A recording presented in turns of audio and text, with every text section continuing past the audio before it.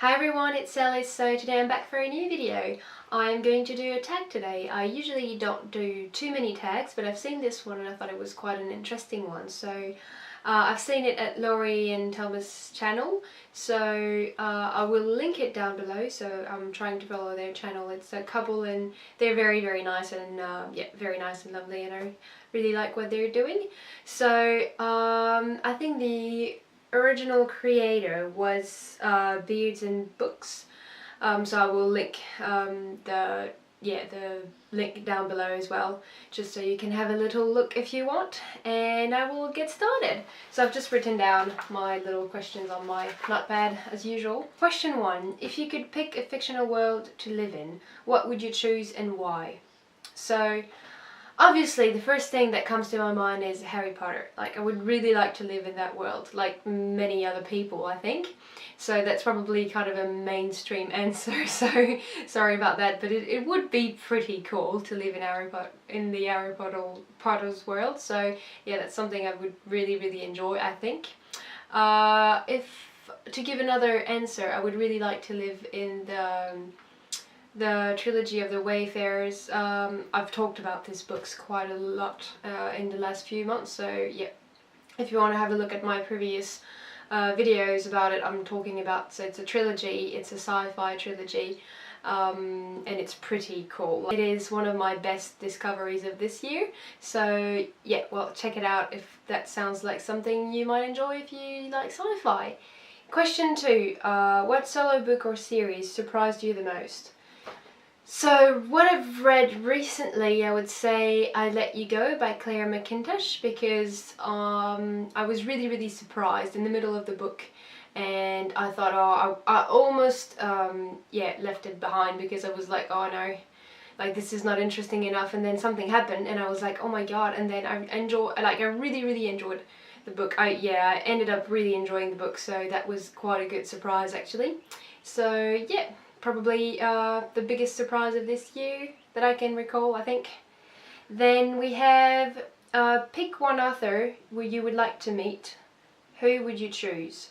So I would really like to meet with Chimamanda Ngozi Adichie.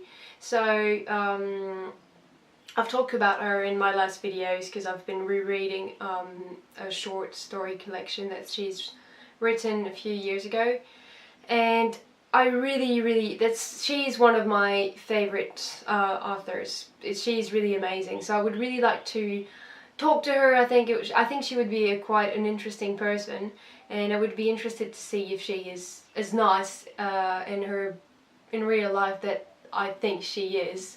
Yeah, so probably this author. Question 4. If you could only ever read one genre of books for the rest of your life, what would you choose? That is such a mean question. Seriously, it's not very nice, because not that I'm reading a lot of different genres in it anyway, but it would be horrible to not have the choice. So I would say probably literary fiction, because that's what I read the most. This is in my comfort zone, I think. And if not, probably science fiction, because science fiction is pretty cool. I think it's art, fantasy as well, you know, like when you get to go into kind of another world, really, probably something very different, and you can create something so cool. But at the same time, anyway, I don't know, just pick one answer. Question 5. What genre do you rarely read and wish you would read more? So I don't read a lot of thrillers or a lot of horror, and I wish I've been not too bad this year actually. I think I've read a couple of good books from this genre this year, so yeah, I'm trying to read a little bit more of that, because yeah, as I said, I'm usually more reading literary fiction or science fiction most of the time. I'm reading a little bit of science books as well, but yeah, I've been trying a little bit, slowly but surely. Question 6. So what is the most intimidating book or book series you're too nervous to begin? So I have tried many times to start War and Peace by Tolstoy. So I've probably tried like 4 times and I can't get past the first 50 pages. Well, to be honest, it's such a big book. And I'm like, oh my god, I'm so not into the story. I know it's a classic and everybody, well, a lot of people really love this book, and I wish I could just go past this level and just enjoy it, but it's just, I think it's not for me. So I need to try again, just maybe go at least to 100 pages and see if really, you know, maybe it's just the first pages that are a bit hard to read, I don't know. So this one, or Moby Dick. So I don't know, I think this one I've tried to read, but I think I was probably 11, so that might have been a little bit too young to start, and I was like, no, this looks like it's pretty big, I don't really want to get into that. And it's something that, yeah, it's so big, and I'm just not sure that I'm going to really enjoy it, so, but it's something I really need to read, so I don't know, I just feel like I would like to read it. It's nice to read, you know, classic literature from time to time. So anyway, I need to pick it up. Question 7. If you had to recommend one book series above all other, what would it be? So I think if I could recommend just one book maybe, I would probably recommend a book by Barjavel, so that's a French author.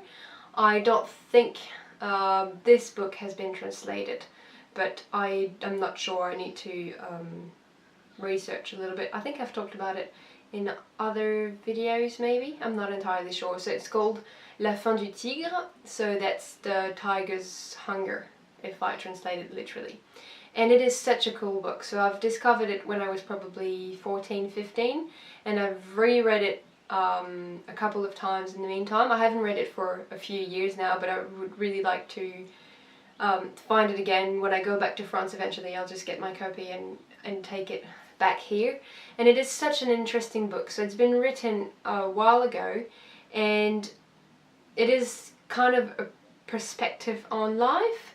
So I don't really know how to say that. It's not a novel, it's not fiction, it's thoughts about things. It's a little bit like philosophy, but it's not, you know, like it's not boring at all. It's really like kind of a flow of thoughts, like about life in general, and about us as human, animals, really like the wonder of life. And it is beautifully written, like it's very well. So I wish I just had a copy with me so I could translate a little bit for you guys, just to see a little bit what it is.